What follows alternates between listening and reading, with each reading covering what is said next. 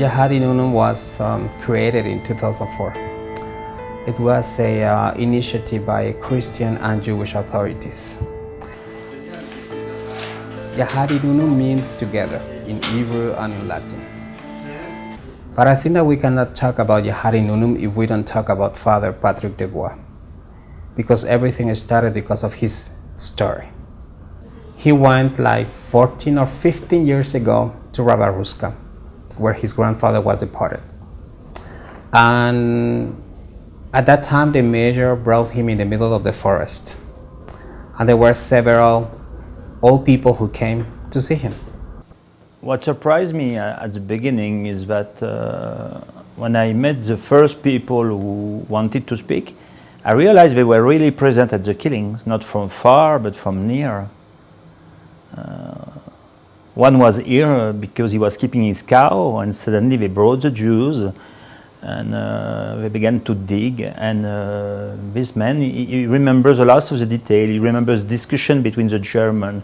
He remembers the carts and carts of Jews who arrived. He remembers one young Jew was throwing his coins away, not to give to the German, etc. So I realized that they were really present. So I began to ask what happened, why it was public, why the shooting of the Jews took place in public. I always heard the Holocaust was secret.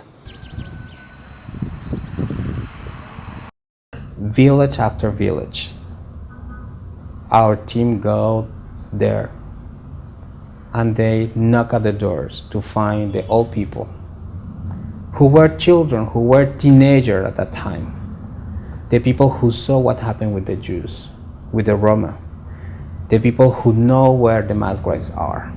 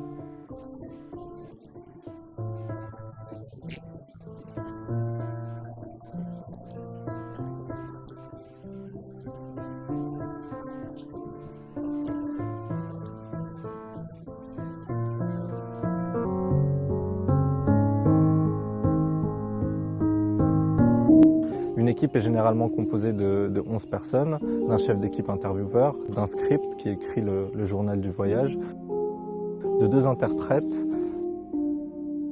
d'un caméraman, d'un photographe et de 2 équipes d'investigation.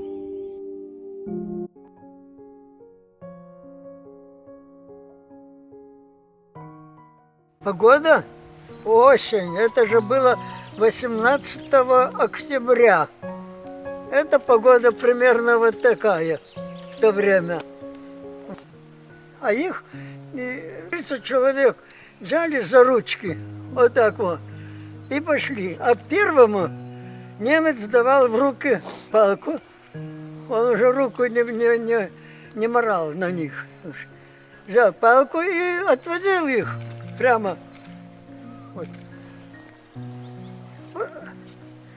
Расставлял их вот так, и команда, залп, 30, каждый из 30 нацеливался на одного еврея, и 30 сразу. It's due to all these Soviet people who finally want to speak before to die. As said the Cardinal Lustiger, the secret of Holocaust in Soviet Union is in the memory of the poorest people. And I would say, with all these teams, with all this work, with all these archives, we save the memory of the poorest people, and we save the memory of the Jews who have been killed and the Gypsy who have been killed too. 70 years have passed since all these awful stories happened in these countries in Eastern Europe. And unfortunately, this hasn't ended yet. Still more violences are happening. Still genocides happen after the Holocaust. It seems that we did not learn the lesson. We don't work for big numbers, we work to find the grave of Anna, Itrik, David, Boris, Mr. Weispapier, Mrs. Weispapier, the grandmother, because the families today from America, from Australia, from Israel, they don't ask me, did you find witness? They don't ask me, did you find 1 million? They ask me, where is my mother? It's a race against time. It's also the best way to help them for tomorrow to get dignity in Europe. And I dream with my team to be at the end of the Soviet territories occupied by the German near Azerbaijan, after Leningrad, and to find the last mass grave. So now the mass killers of the modern genocide from Iraq, from Syria, from Central Africa, from Darfur, they will never make an Auschwitz. They will never even make a camp because they are afraid of the journalists, of the satellite. So they kill by shooting, by bombing. Holocaust by bullets, unfortunately, is unique. Unique as a model for today. The mass killers learned no more Auschwitz, but mass killing every day. 아님